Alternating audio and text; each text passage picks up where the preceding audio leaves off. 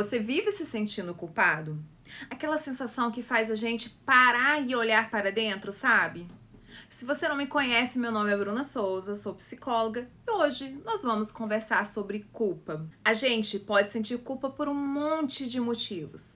Às vezes é por algo que a gente fez ou acha que fez. Outras vezes, o peso vem porque a gente deixou de fazer alguma coisa que sentia que era nossa obrigação.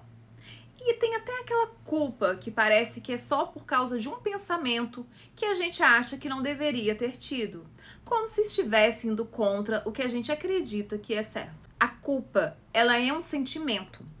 Ela mostra o que é importante para nós. Ela tem um papel super importante na convivência que temos com os outros. É como se fosse um alarme que nos avisa: ei, vai lá, conserta isso. O único problema é quando você sempre sente culpa e ela deixa de ser um lembrete e vira uma carga pesada demais, que acaba te deixando esgotado. A culpa, será que ela pode ser útil? Pois é, ninguém gosta de sentir culpa, mas a verdade é que este desconforto todo, ele tem uma razão de ser. Ele funciona como um empurrãozinho bem forte para a gente pedir desculpas, tentar consertar o que deu errado e agir de um jeito mais responsável daqui para frente. Ela ajuda a manter nossas amizades e relacionamentos de pé, evitando que a gente saia magoando as pessoas por aí.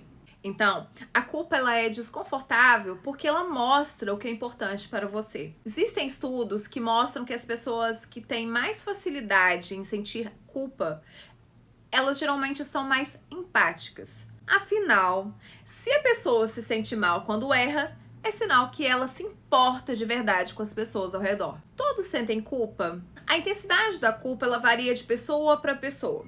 Algumas pessoas elas não sentem culpa por suas atitudes. Inclusive, é justamente a falta de culpa e remorso que os especialistas observam quando vão diagnosticar o transtorno de personalidade antissocial, o psicopata. Qual que é a diferença entre culpa e vergonha? Elas funcionam de jeitos bem diferentes na nossa cabeça. A culpa ela é mais focada naquilo que a gente faz. Ela está ligada a um erro específico, algo que aconteceu ou que a gente acha que aconteceu e que causou algum dano.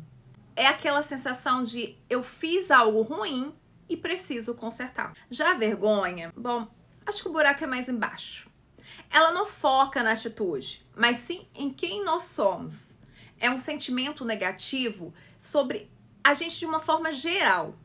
Na vergonha, o pensamento não é eu fiz algo ruim, mas sim eu sou ruim ou eu sou inadequado. Enquanto a culpa nos faz querer reparar o erro, a vergonha ela geralmente nos faz querer sumir, se esconder ou se fechar para o mundo. Sentir muita culpa geralmente é um sinal que algo não vai bem. A culpa excessiva é uma característica muito comum em casos de depressão e também no transtorno de estresse pós-traumático. Ela também aparece em vários outros transtornos, muitas vezes ligados a pensamentos repetitivos sobre pequenas falhas do dia a dia. O mais delicado é quando a pessoa começa a se culpar por coisas que, na verdade, nem estavam sob o controle dela.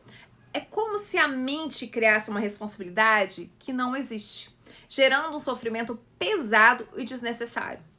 Nesses momentos, a pessoa ela precisa separar o que é dela e o que é apenas um sintoma falando mais alto. E mais uma coisa, a vergonha ela também está muito ligada à depressão, ansiedade e vários outros transtornos ou sintomas psicológicos. E tem um ponto importante. O ambiente onde a gente vive, ele conta muito. Se a pessoa ela sofre com algum tipo de estigma social, seja por quem ela é, ou pela aparência, ou por qualquer característica pessoal, a chance dela carregar esse sentimento de vergonha constante aumenta muito mais. Quando que as crianças elas começam a sentir culpa? Sabe o que é curioso? Muita gente acha que culpa é coisa de adulto, mas a verdade é que os pequenos eles começam a sentir culpa muito cedo. As pesquisas mostram que a partir do 2º ano de vida as crianças começam a experimentar a culpa. É nessa fase que elas já tentam, do jeitinho delas, compensar alguma coisa que fizeram e que sentem que não foi legal. Sabe quando a criança quebra algo ou bate no amiguinho e logo depois traz um brinquedo ou tenta fazer um carinho? Isso já é o início desse sentimento de querer consertar as coisas. A experiência da culpa e as atitudes que vêm com ela continuam se desenvolvendo e amadurecendo durante toda a infância. A gente também tem uma culpa que se chama culpa do sobrevivente. A culpa do sobrevivente é uma experiência emocional que resulta de sair relativamente ileso de uma situação, em comparação com outras pessoas. Quando alguém sai vivo de um acidente enquanto todos os outros morreram, por exemplo, essa pessoa ela pode sentir a culpa do sobrevivente, apesar de não ser responsável pela morte das pessoas. Como lidar com a culpa? Sentir culpa depois que a gente erra é super normal. E na maioria das vezes a gente resolve isso de um jeito bem simples. Pede desculpas e faz o que for possível para consertar o erro ou aliviar a dor que causamos. O problema é que muita gente sente uma culpa desproporcional ao que aconteceu. Nesses casos, é importante parar e entender de onde vem esse sentimento. Às vezes, essa culpa excessiva pode ser o sinal que algo não vai bem por dentro. Sabe quando a culpa ela vem de algo que a gente realmente fez? O caminho para o auto-perdão é necessário. A gente pede desculpas sinceras e se esforça de verdade para não repetir o erro.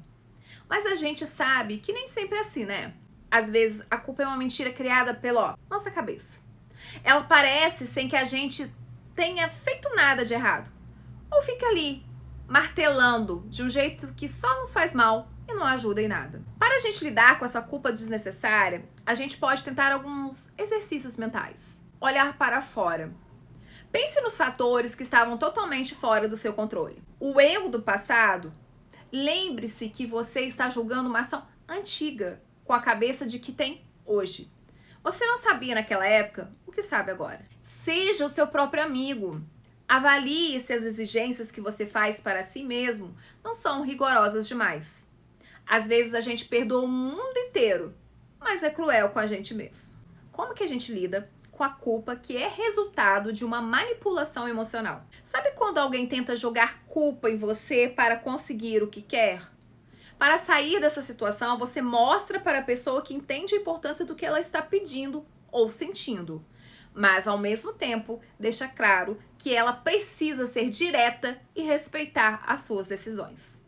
Em vez de entrar na briga ou ceder por culpa, você pode dizer algo como: eu entendo que isso é importante para você, mas gostaria que você me pedisse diretamente o que quer, em vez de me fazer sentir mal. Eu ouvi o seu lado, mas a minha decisão continua sendo essa e preciso que você respeite. A terapia ela pode ajudar a você lidar com a culpa. Como a culpa ela pode ser intensa e muitas vezes nem ter um motivo real, a terapia ela pode ajudar muito. A pessoa ela pode entender o que é responsabilidade de verdade e o que não é. Gostou? Curte. E se você tiver alguma dúvida ou comentário, deixa aqui embaixo, pra gente continuar proseando sobre esse assunto.